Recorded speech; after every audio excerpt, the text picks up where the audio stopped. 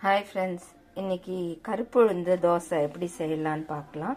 இது இடுப்பு வலிக்கெலாம் ரொம்ப நல்லது. அதனால் இதை டேஸ்ட்டாக எப்படி செய்வோன்னு பார்ப்போம்.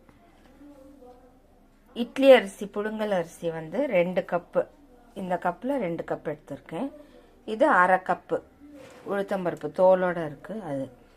இது ரெண்டும் ஒன்றாவே நீங்கள் ஊற போட்டுக்கலாம். ஒரு 3 hours ஊற போடணும்.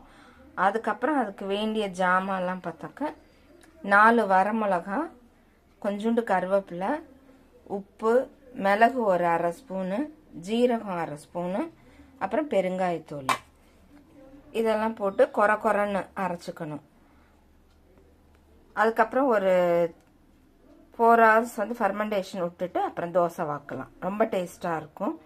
இதை எப்படி செய்யலாங்கிறது பார்ப்போம். இப்போ உளுந்தும் அரிசியும் வாஷ் பண்ணிவிட்டு ஊற வைக்கிறேன். இப்போ எல்லாமே மிக்சியில் ஒன்றா போட்டு அரைக்க போகிறோம்.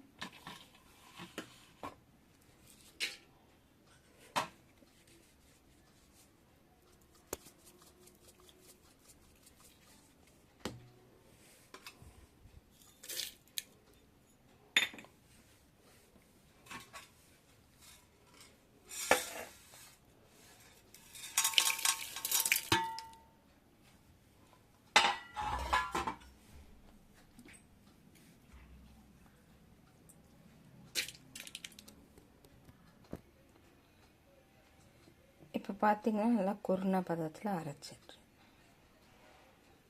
அவ்வளோதான். இது ஒரு 4 hours இருக்கணும். ஃபர்மெண்டேஷன் ஆனோட்டி தோசை வாக்கலாம்.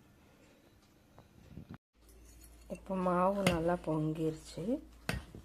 இப்போ தோசை வாக்கலாம்.